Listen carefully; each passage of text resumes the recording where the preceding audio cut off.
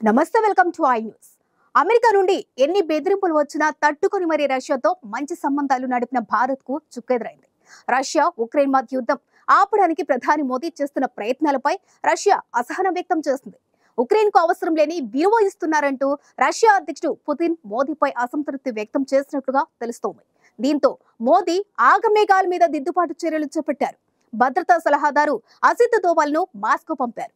త్వరలోనే మోదీ కూడా పుతిన్తో సమావేశం కానున్నారు. రెండవ ప్రపంచ యుద్ధం తరువాత కాలం నుండి కూడా భారత్ రష్యాలది విడదీయరాని అనుబంధం. ప్రపంచ దేశాల మధ్య ఎన్ని పొరపచ్చులు వచ్చినా రష్యాతో భారత బంధానికి ఎన్నడూ ఢోకా రాలేదు. కానీ తాజాగా భారత వ్యవహారాల శైలిపై రష్యా ఆగ్రహంగా ఉంది. ముఖ్యంగా తనతో కయ్యానికి కాలు దువ్విన ఉక్రెయిన్ విషయంలో భారత్ మితిమీరిన ఔదార్యం చూపిస్తుందని రష్యా అధ్యక్షుడు పుతిన్ అసంతృప్తితో ఉన్నారు. ఇదే విషయాన్ని ఆయన భారత్కు తెలియజేశారు కూడా. రష్యా ఉక్రెయిన్ మధ్య జరుగుతున్న యుద్ధాన్ని ఆపేందుకు ప్రధానమంత్రి నరేంద్ర మోదీ ప్రత్యేక చొరవ తీసుకున్నారు. అమెరికా, యూరప్ దేశాలు కూడా మోదీపైనే విశ్వాసముంచి ముందు పెట్టాయి. దీంతో మోడీ రష్యా వెళ్లి అధ్యక్షుడు పుతిన్తో చర్చలు జరిపారు. అప్పుడే పుతిన్ తాము ఉక్రెయిన్తో ఎందుకు యుద్ధం చేస్తుందని వివరించారు. పుతిన్తో చర్చల తర్వాత నరేంద్ర మోదీ ఉక్రెయిన్ వెళ్లారు. అక్కడి అధ్యక్షుడు జెలెన్స్కీతో చర్చలు జరిపారు. పుతిన్తో జరిగిన చర్చల్లో ప్రస్తావనకు వచ్చిన అంశాలను కూడా చర్చించారు. యుద్ధ విరమణ దిశగా కొన్ని ప్రతిపాదనలు కూడా చేశారు. అయితే అమెరికా, యూరప్ దేశాల ఒత్తిడికి తలొగ్గి మోడీ యుక్రెయిన్ వెళ్లారని రష్యా అధ్యక్షుడు పుతిన్ గట్టిగా నమ్ముతున్నారు. అమెరికాతో పాటు దాని మిత్ర దేశాలు ఉక్రెయిన్కు అండగా ఉన్నారని, ఆ విషయాన్ని భారత్ ఎందుకు విస్మరిస్తుందని రష్యా ప్రశ్నిస్తోంది.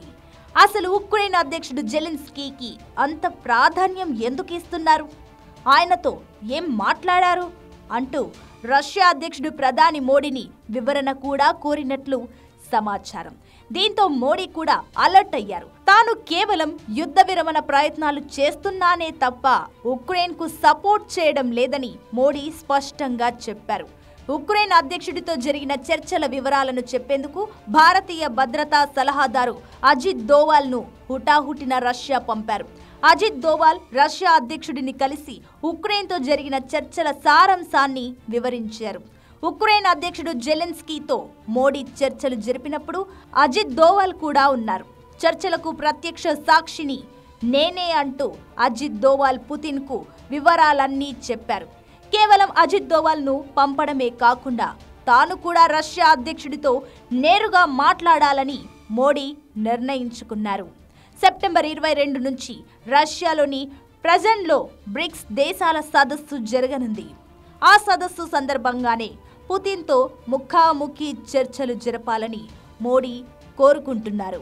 ఇందుకోసం ఏర్పాట్లు చేయాలని అధికారులను ఆదేశించారు. తాము రష్యాతో మైత్రిని ఎట్టి పరిస్థితుల్లో కోల్పోకూడదని భావిస్తున్నట్టు మోడీ రష్యాకు స్పష్టమైన సందేశం పంపారు.